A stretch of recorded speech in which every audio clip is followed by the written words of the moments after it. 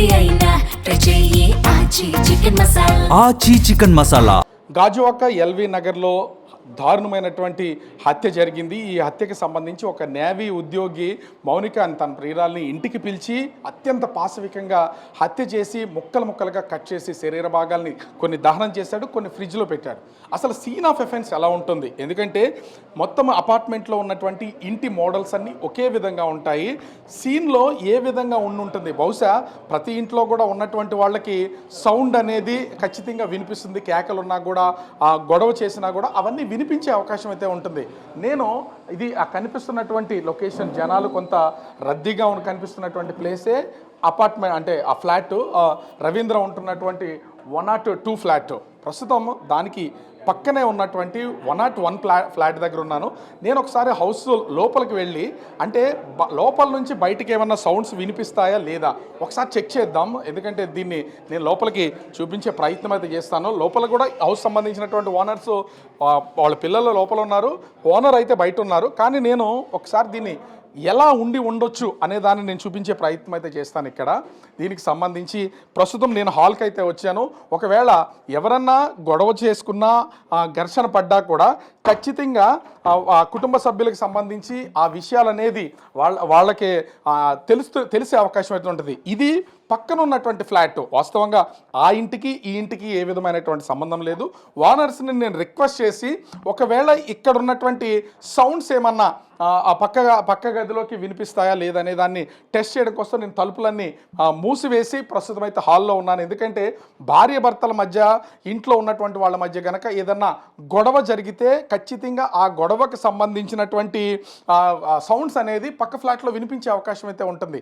ఇప్పుడు నా మాటలు ఇంటి యజమాని ప్రస్తుతం అయితే ఇంటి బయట ఉన్నారు. అసలు ఆయనకి ఏమైనా వినిపించాయా లేదనేది ఆయన్ని పిలిచి ప్రస్తుతం నేను అడుగుతాను. ఒకసారి వస్తారా? మీరు మీ ఇంట్లోనే ఉన్నాను నేను, మీకు సంబంధించి ఇప్పుడు నేను మీ ఇంట్లో ఉన్నాను. నేను మాట్లాడిన ఏదైనా మాట, నేను చాలా గట్టిగా మాట్లాడుతున్నాను కదా, నా మాటలు ఏమన్నా బయట ఉన్నటువంటి మీకు ఏమైనా వినిపించాయి? ఏ విషయం వినిపించట్లేదు. చాలా క్లోజ్డ్గా ఉంటుంది. ఇవి అపార్ట్మెంట్లు చాలా క్లోజ్డ్. తర్వాత ఇండస్ట్రియల్ ఏరియా పక్కన ఉండడం వల్ల డస్ట్ వల్ల కాస్త డోర్స్ కూడా క్లోజ్ చేసుకుంటాం ఎప్పుడని. అంటే ఇప్పుడు నా మాట చాలా గట్టిగా వస్తుంది కదా మీకు, అక్కడ ఉన్నటువంటి మీ పిల్లలకి నా మాట మీకు వినిపిస్తుందా? అంటే అక్కడ ఉన్నటువంటి మీ పిల్లలకు కూడా నా మాట చాలా గట్టిగా వినిపిస్తుంది, ఎక్కడో లోపల బెడ్రూమ్లో ఉన్నటువంటి వాళ్ళకి. జస్ట్ గోడకి పక్కనే ఉన్నారు కానీ నా మాట వినిపించలేదు. సో అంటే ఈ అపార్ట్మెంట్లో జరిగిన హత్య కానీ, వాళ్ళ గొడవ కానీ పక్కన ఉన్నటువంటి వాళ్ళకో, ఎదురు వాళ్ళకో, పక్క వాళ్ళు ఎవరికి వినిపించే ఛాన్సే లేదు. ఎందుకంటే ఆల్వేస్ క్లోజ్ చేసి ఉంటాయి డోర్స్ అన్నీ. మీకు చెప్తున్నాం కదా, ఇండస్ట్రియల్ ఏరియా పక్కన ఒకటి ఉంది కదా, హెవీ డస్ట్, మాకు డస్ట్ ఎక్కువ రావడం వల్ల ఇప్పుడు డోర్ క్లోజ్ చేసి ఉంటాయి ఇక్కడ. అంటే ఇప్పుడు రవీంద్ర ఫ్యామిలీ వచ్చి నిన్నటికే 1 year అని చెప్తున్నారు. సో ఈ 1 yearలో ఎప్పుడన్నా అతనితో ఎప్పుడన్నా మాట్లాడడం ఇట్లాంటివి ఏమన్నా పక్క ఫ్లాట్ వాళ్ళే కాబట్టి ఇట్లాంటిది ఏమైనా ఎప్పుడన్నా గమనించారా? లేదు. అతను ఎవరితో అతను మాట్లాడాలంటే ఎప్పుడన్నా మాట్లాడితే మా అబ్బాయితో మాట్లాడతాడు. అది కూడా అతనికి 2-3 వెహికల్స్ ఉన్నాయి, హై క్వాలిటీ వెహికల్స్ ఉన్నాయి అతనికి. మా అబ్బాయికి వెహికల్స్ అంటే పిచ్చేవాడికి, దాని గురించి డిస్కస్ చేసి ఉంటాడు తప్ప ఇంకా అతను ఎవరితోనే మాట్లాడ్డా. అంటే ఇంటి లోపల కూడా చూస్తే చాలా లావిష్గా ఉంది. ఫైనాన్షియల్గా కొంత స్ట్రాంగ్గా ఉన్న వ్యక్తి. ఫైనాన్షియల్గా స్ట్రాంగ్ ఉన్న వ్యక్తి. అతను బైకే 4 lakhs ఉంటుంది ఒక బైక్. అతను బైక్ ఫైనాన్షియల్గా స్ట్రాంగ్ అతను. అంటే మార్నింగ్ లేవడం, జిమ్కి వెళ్ళడం, ఇండివిజువల్గా ఉంటాడు. మానసికంగా ఏమన్నా ఎప్పుడన్నా స్ట్రగుల్ పడడం ఇట్లాంటిది ఏమన్నా ఉందా? అతని ఫేస్లో అటువంటిది మేము ఎప్పుడు గమనించలేదు. అతను ఎవరికి కనపడ్డు కూడా. సో మనం ఇది పక్క ఫ్లాట్లో ఉన్నటువంటి ఓనర్స్ హౌస్, ఇది సేమ్ ఫ్లాట్ అక్కడ ఉన్నట్టుగానే మనం చూసాం కదా. అక్కడ ఈ ఇంట్లో మనం ఏ విధంగా అయితే టీవీ చూసామో, ఆ టీవీని ఏ ప్లేస్లో అయితే పెట్టారో అదే విధంగా ఈ ఇంట్లో కూడా సేమ్. ఎందుకంటే కన్స్ట్రక్షన్ ఒక్కళ్ళే చేశారు కాబట్టి యాజ్ టీజ్గా మనం బయట నుంచి చూస్తే కనుక ఈ ఫ్రిడ్జ్కి సంబంధించి కూడా ముఖ్యంగా చూస్తే అదే ప్లేస్లో ఉంది. అంటే ఒకే రకమైనటువంటి సెట్టింగ్ అంతా ఇంట్లో కానీ, ఇంటి వాతావరణం కానీ అంతా ఉన్నటువంటి పరిస్థితి అయితే ఉంది. నేను ఇంత గట్టిగా మాట్లాడినా కూడా బయట ఎవరికి వినిపించినటువంటిది అయితే లేదు. నేను డోర్ వేసి మాట్లాడినంతసేపు. ఒకసారి ఇంటి బయటికి వచ్చిన తర్వాత ఇక్కడ అంటే నేను చాలాసేపటి నుంచి మాట్లాడుతున్నాను. వచ్చినటువంటి వాళ్ళు అసలు ఇక్కడ ఏం జరుగుతుందో ఏంటి అనేది బహుశా ఎవరికి వినిపించకపోయి ఉండవచ్చు. కానీ హౌస్ ఓనర్స్ వాళ్ళు ఏ విధంగా అయితే ఇప్పుడు లాక్ చేస్తున్నారో అదే విధంగా బయట ఉన్నటువంటి డోర్స్ కానీ లోపల ఉన్నటువంటి వాళ్ళకి సంబంధించినటువంటి డోర్స్ కానీ ఇదే విధంగా లాక్ చేసేసుకుంటారు ప్రతిరోజు. అలా లాక్ చేసుకున్నటువంటి నేపథ్యంలో మొత్తం అంతా క్లోజ్ అయిపోతుంది కాబట్టి లోపల ఏం జరుగుతుంది ఏంటి అనేది ఎవరికి తెలిసే అవకాశం అయితే లేదు. పై ఫ్లాట్ వాళ్ళు ఉన్నారు, ఒకసారి వాళ్ళతో కూడా నేను ఒకసారి మాట్లాడడానికి ట్రై చేస్తాను.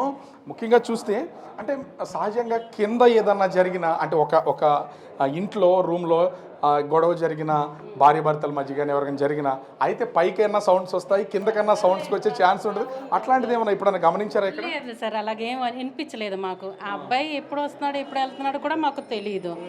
అబ్బాయికి 2-3 సార్లు మాత్రం చూశాను, షాప్కి రావడం పోవడం మాత్రం చూశాను. కానీ ఆ ఫ్యామిలీతోనైతే ఎప్పుడు చూడలేదు. ఆవిడ డెలివరీకి వెళ్ళిపోయింది, 2 months బ్యాకే వెళ్ళిపోయింది ఆవిడ. అంటే నిన్న మీరు ఏమన్నా మీ ఫ్లాట్స్లో ఏమైనా ఉన్నారా? అంటే ఏ ఫ్లోర్లో ఉంటారు మీరు? ఇదే ఫ్లోర్? సెకండ్ ఫ్లోర్లోనే. అంటే ఇంచుమించుగా మీకు పైనే ఉంటుంది అతని ఇల్లు కూడా? మా పైనే. గొడవ జరగడం కానీ ఏం లేదు, ఏమీ వినిపించలేదు మాకు. అసలు మాకు సౌండ్ కూడా రాలేదు. మాకు ఏడు జరిగింది అది నిన్న సాయంత్రం మాకు తెలిసింది. అదే 7-7:30 టైంలో, 8 గంటల టైంలో తెలిసింది మాకు ఇలాగ అయిందనేసి, మా ఫ్లాట్లోననేసి అనుకొని మేమే షాక్ అయిపోయాము. ఇంకా దానికన్నా మనకు తెలియదు. సో మీది 102 అంటే 202 అంటే పైనే. ఇప్పుడు ఎవరైతే హత్య చేసినటువంటి రవీంద్ర ఇంటికి పైన సేమ్ ప్లేస్ లో ఉన్నారు మీరు కూడా? అవునవును సార్.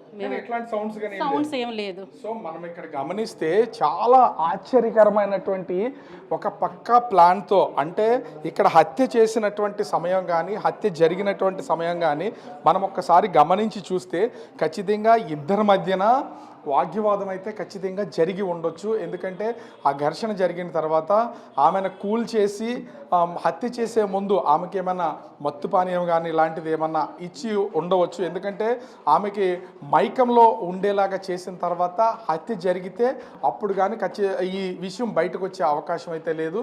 కానీ ఎలాంటి సౌండ్స్ అటు రూమ్లో కానీ ఇంటి పక్క వాళ్ళకి కానీ ఇంటి పై వాళ్ళకి కానీ ఎవరికి ఏ రకమైనటువంటి సౌండ్స్ వినిపించలేదంటే ఎంత పకడ్బందీగా ప్లాన్ చేసి హత్య చేసాడో దీన్ని బట్టి అర్థమవుతుంది. భార్యని డెలివరీ కోసం పుట్టింటికి పంపించేసినటువంటి రవీంద్ర తను ప్రేమించినటువంటి ఆ ప్రియురాల్ని తనతో కొంతకాలంగా కలిసి ఉంటున్నటువంటి ఆమెను ఇంటికి పిలిపించి ఇద్దరి మధ్యన ఘర్షణ అయితే జరిగింది. తర్వాత అత్యంత పాశవికంగా హత్య చేసి ముక్కలుగా చేసి కొన్ని ముక్కల్ని తీసుకెళ్ళి వేరే చోట దహనం చేసేసినటువంటిది అయితే కొన్నింటిని ఫ్రిడ్జ్లో పెట్టి మళ్ళీ వాటిని తీసుకెళ్ళడానికి వచ్చి భయపడి ఇంటి వాతావరణాన్ని చూసుకుని భయపడి స్నేహితుడు కాల్ చేయడం, స్నేహితుడు కుటుంబ సభ్యులకు కాల్ చేసి ఆత్మహత్య చేసుకుంటానని చెప్తున్నాడు, వేరే వాళ్ళని హత్య చేశానని చెప్తున్నాడని చెప్పినటువంటి నేపథ్యంలో పోలీసులకు లొంగిపోమని కుటుంబ సభ్యులు చెప్పడం, అతను వచ్చి పోలీసులకు లొంగిపోయినట్లుగా తెలుస్తుంది. అయితే ఇది కేవలం రవీంద్ర ఆ సైడ్ నుంచి వస్తున్నటువంటి వెర్షనే, అటు మౌనికకు సంబంధించినటువంటి వివరాలు ఏమీ తెలిసినటువంటి లేదు. కానీ రవీంద్ర మాత్రము